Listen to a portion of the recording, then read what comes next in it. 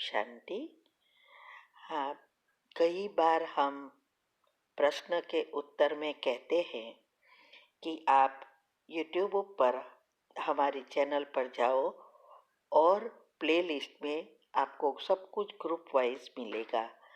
लेकिन कईयों की कंप्लेन होती है कि हम उसको प्लेलिस्ट में जाने का समझ नहीं आ रहा है और या नहीं जा रहे हैं।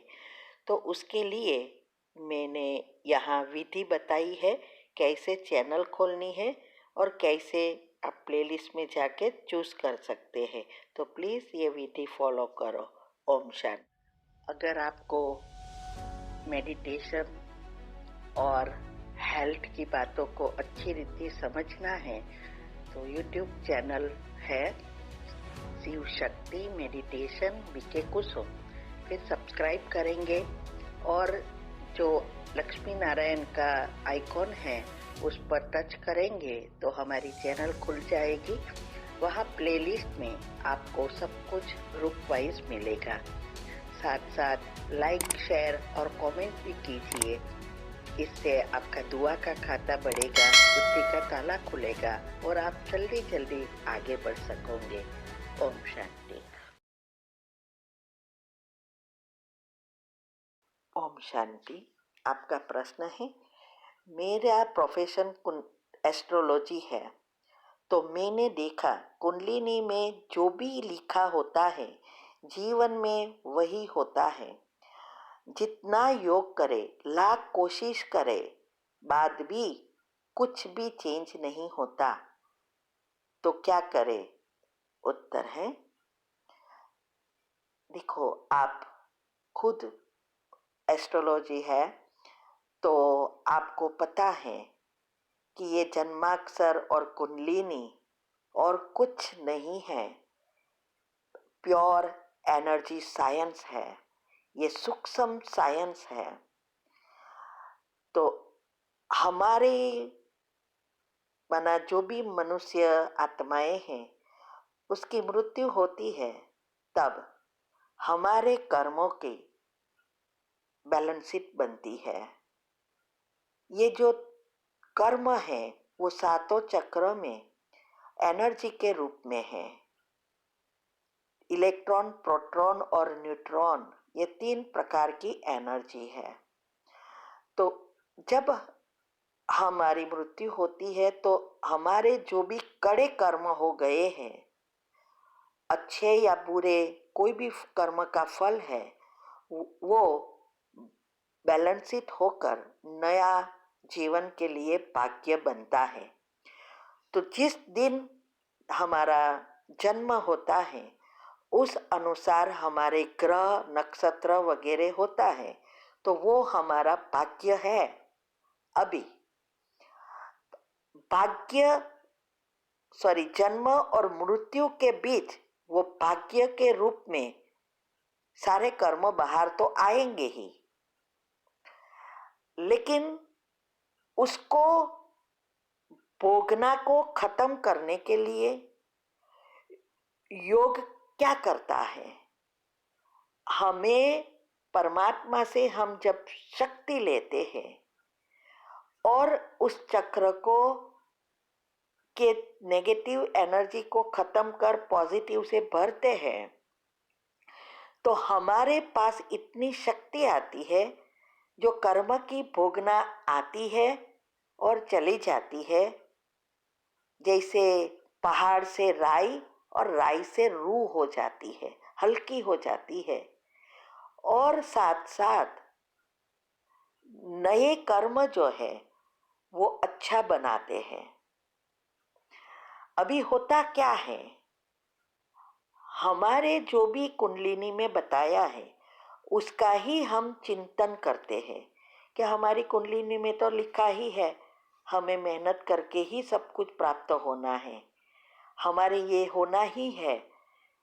जो हमारे अंदर पुराना सॉफ्टवेयर है उस अनुसार हमारा चिंतन चलता रहता है। साथ साथ जब भी हमारी भोगनाएं आती है या दिन भर में हम इतनी चिंतन चलाते हैं नेगेटिव, जो पिछले जो कर्म की भोगना अभी तैयार नहीं हुई है इस जन्म की, लेकिन पिछले जन्मों की भी कर्म बाहर लाकर उस पर हम स्टैंप लगा देते हैं और उसको रियलिटी में बदल देते हैं।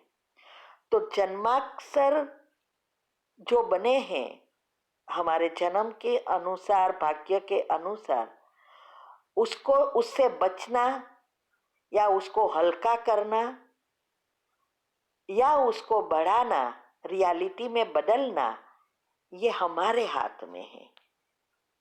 जैसे हम बॉडी चेकअप कराते हैं तो उस समय हमें डॉक्टर पूछते हैं कि आपके पेरेंट्स को ये है, फैमिली में किसके साथ डायबिटीज, बीपी वगैरह है, उसके आधार से कहते हैं कि भविष्य में आपको हो सकता है।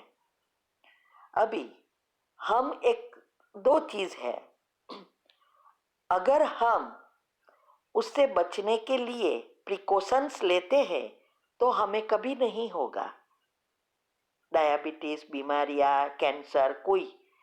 लेकिन हम सोच बना लेते हैं कि ये तो होना ही है क्योंकि हमारे पेरेंट्स को हुआ है, हमारे घर में सबको है, कैंसर हुआ था, ये हुआ था, चिंतन करना शुरू करते हैं। तो प्रिकॉशंस लेने के बजाय उसका चिंतन करके और ही हम उस बीमारी को बाहर लाते हैं जो अभी तैयार नहीं हुई है और रियलिटी बना देते हैं। तो ये सारा सूक्ष्म साइंस है।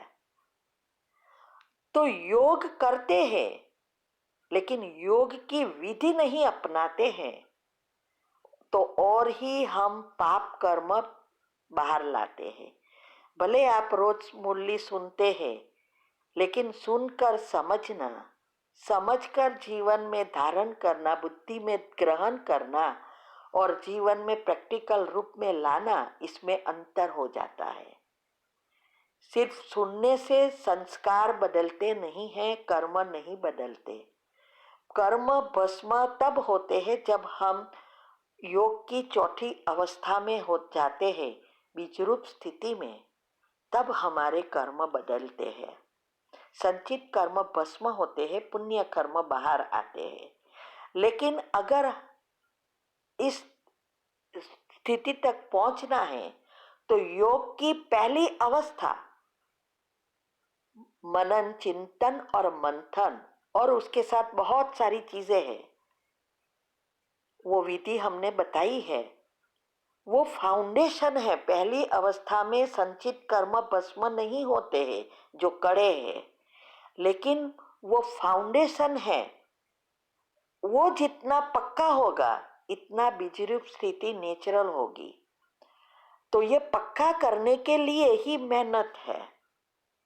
तो विधि नहीं होगी तो सिद्धि मिलेगी ही नहीं और ही पाप कर्म बाहर खींचकर हम और ही दुखी होंगे और अंत में वो भोगना भोग कर ही परम धाम जाएंगे। बिना समाप्त करने बिना परम धाम भी नहीं जा सकेंगे। इसीलिए ये चेक करो कि ये पहली अवस्था योग की कितनी हुई है, बीजरूप स्थिति तक कितने पहुंचते हैं। 1.5 घंटा योग तो किया लेकिन सब चिंतन चलाया या बीच में व्यर्थ भी आता रहे। ये सब करने के लिए दिनचर्या, मनचर्या बहुत बहुत आवश्यक है। फुल स्टॉप लगाना, नए अच्छे संकल्प चलाना, रोज क्षमा याचना करना, हिसाब किताब चुकतू करना, ये सब एक दूसरे से जुड़े हैं। तो अभी आपको चेक करना है कि आपकी मन की स्थिति क्या है, कितने व्यर्थ और नेगेटिव दिन भर में चलते हैं और कितने पॉजिटिव चलते हैं। क्या फुल स्टॉप लग सकता है? जो चाहे वो सोच सकते हैं, ये नहीं है। इसीलिए आपके साथ वही हो रहा है जो कुंडलिनी में लिखा है, जो दुनिया वालों के साथ भी यही होता है और पाप कर्म बढ़ते ही जाते हैं। तो आप चेक करो कि आप कौन सी अवस्था तक पहुंचे हैं। ओम शांति।